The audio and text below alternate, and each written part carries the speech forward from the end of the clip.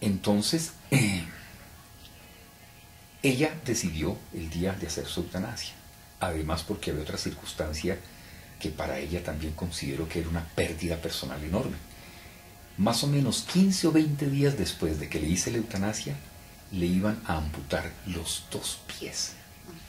Entonces cuando fui a verla me dice: doctor, si ahora que no veo y me cuesta un gran trabajo ir a mi diálisis, ¿qué voy a hacer cuando no tenga mis pies? ¿En qué me voy a desplazar?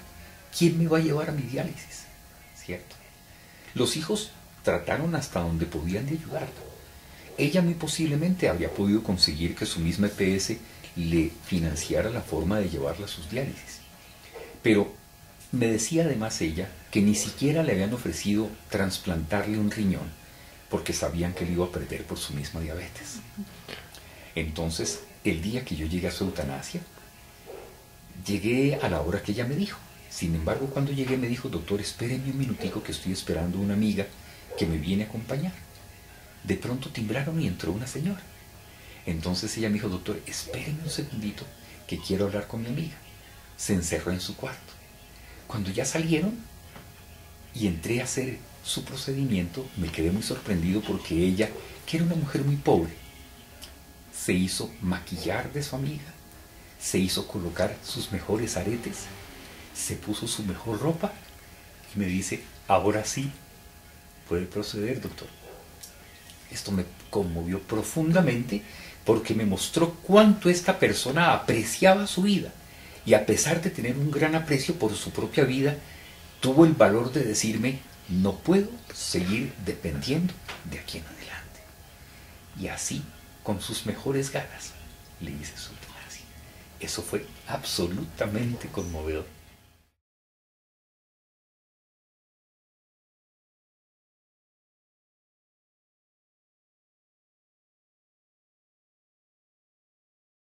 Sí, yo tendría que decirte que sí, porque yo no podría en algún momento decir las enfermedades terminales solamente se van a presentar de los 30 años en adelante o de los 21 años en adelante.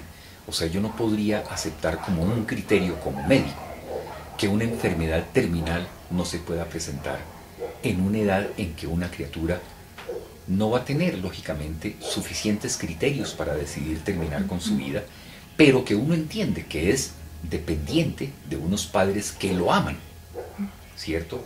Y que estos padres, por evitarle el sufrimiento a su ser querido, van a decidir que es mejor que esta criatura fallezca antes que viva, con el dolor que le causa su enfermedad y el dolor que ellos mismos reciben de verse impedidos para cambiar las condiciones de su ser querido.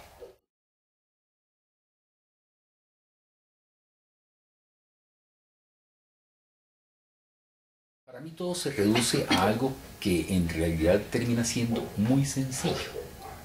Las personas que por alguna razón deciden su eutanasia no le están indicando a ningún otro ser humano cómo esa persona debe decidir su final. Estas personas, cuando se deciden por una eutanasia, no están aplicando esa regla sino para su propia vida.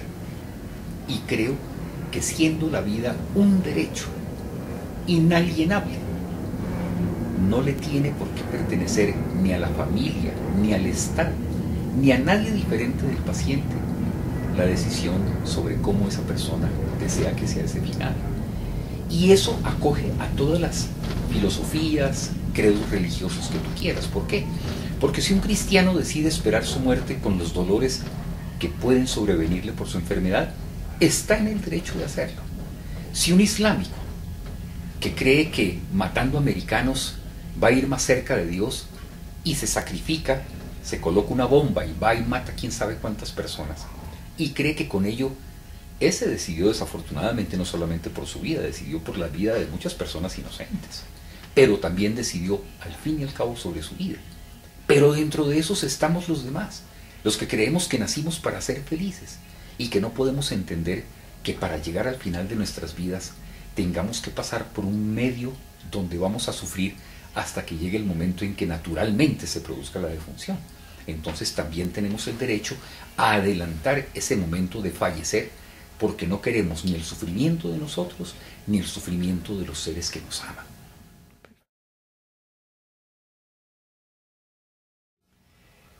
Bueno, en la eutanasia activa es la que yo hago aplicando una serie de medicamentos que aproximadamente en 10 minutos detienen las funciones vitales de un cuerpo humano. El proceso es tomar una vena del paciente y a través del suero que se le está aplicando, que suele ser una solución salina, se van a aplicar primero un anestésico que se aplica en un 150% de lo que yo necesitaría para que eventualmente yo pudiera rajar el paciente y sacarle su apéndice, por darte un ejemplo.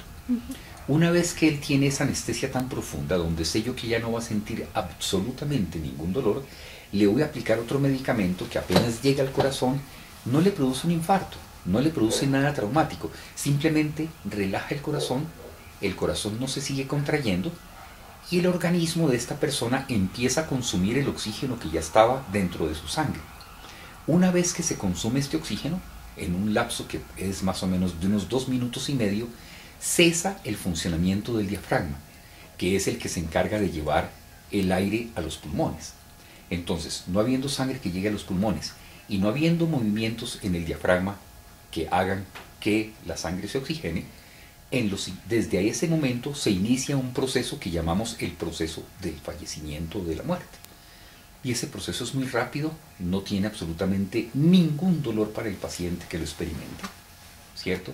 Y generalmente los pacientes que suelen estar presenciando este procedimiento de su ser querido se sorprenden cuando más o menos ya han pasado unos 10 minutos en que se ha detenido el funcionamiento del diafragma y del corazón, y yo les digo, su ser querido se fue hace más de 10 minutos.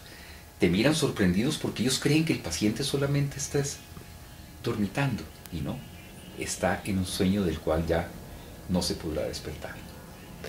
La eutanasia pasiva, en cambio, consiste en no hacer procedimientos que de alguna manera prolongan la cantidad de vida, pero no la calidad de vida, ¿cierto? Entonces muchas veces, que es algo que no me da sorpresa decírtelo, creo que fue algo que hizo Juan Pablo II. Llegó un momento en que les dijo a las personas que lo cuidaban, de aquí en adelante no quiero hacer ya nada más por conservar mi vida. No voy a tomar ningún medicamento, y muy humildemente esperó a que le llegara su muerte espontánea. Él, en mi apreciación, se hizo una eutanasia pasiva.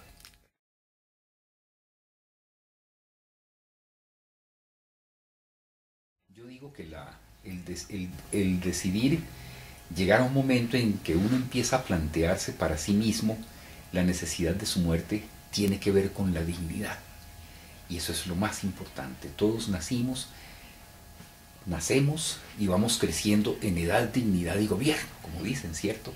Cada persona se da a sí misma la dignidad que cree que se merece. Y en un momento dado, cuando ha llegado a la parte superior de esa curva, viene un descenso que es casi vertical. Todos, lo queramos o no, entramos en decadencia. Perdemos todo lo que tenemos. Perdemos facultades físicas, facultades mentales. Empezamos a depender. Entonces, una vez cuando estaba yo en una conferencia y estaba hablando sobre los factores de la dignidad, una persona ante un público francés en París levanta su mano y me dice algo que me conmovió mucho. Doctor, ¿y por qué usted no tiene en cuenta dentro de los factores de la dignidad la vergüenza? Y le dije, tienes toda la razón. Ninguno de nosotros tiene por qué exhibir, no solamente ante su familia, sino ante los seres que lo aprecian, su propia vergüenza. Y es muchas veces un estado de vergüenza absoluta en el que uno está antes de fallecer. Entonces, cuando uno tiene la conciencia de que es más importante en su propia vida mantener su dignidad, la vergüenza lo puede llevar a tomar una determinación respecto de su propia eutanasia. La diferencia entre el homicidio por piedad es, primero, que el suicidio por piedad sigue siendo penalizado, ¿cierto? O sea, uno no podría disponer de la vida de alguien si ese alguien no te lo está pidiendo. Solemos llamar entonces a la contraparte como el suicidio asistido. Y esto es algo que me revuelca mi pensamiento. ¿Por qué? ¿Cómo se puede hablar de suicidio cuando una persona que decide el final de su vida no le quedan por vivir sino escasamente un mes? Uno habla de un suicidio cuando una persona que tiene toda una posibilidad de hacer con su vida cosas bellas, le quedan por lo menos 30, 40 años de vida. Cuando uno frustra esa posibilidad se puede estar hablando de suicidio. Pero no me digan que una persona que decide adelantar su muerte un mes está haciendo un suicidio.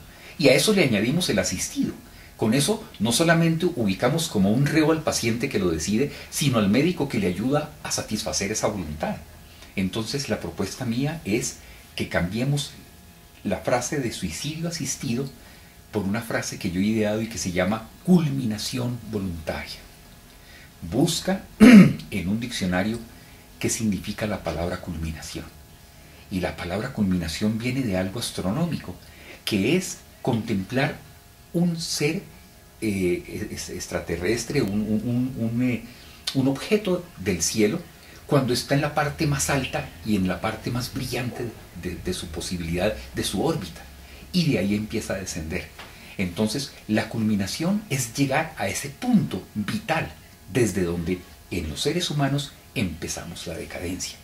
Entonces, culminación voluntaria, ¿de qué está hablando? De que el médico va a hacer esa culminación. ¿Y voluntaria por qué? Porque acude como su defensa, como su justificación a la voluntad de su paciente, que te expresa ese deseo.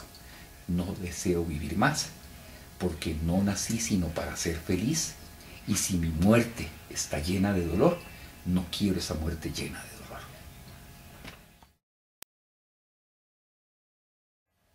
Bueno, siempre que me piden una reflexión en este sentido, me parece que para mí hay una supremamente importante. Es, primero, ojalá algún día las mismas Naciones Unidas establezcan como un derecho universal el hecho de que cada quien tiene el más sagrado e inalienable derecho a definir su forma de morir. Eso por una parte. De otra parte, pienso que es muy importante que todos en este momento, cuando tenemos nuestra conciencia clara, cuando sabemos que nos queda de pronto mucho tiempo por vivir, redactemos un documento en el cual se diga que en el caso de que lleguemos a ser pacientes terminales y no tuviéramos en ese momento una forma de expresar nuestra voluntad de tener una muerte con dignidad, se nos pueda aplicar la eutanasia activa.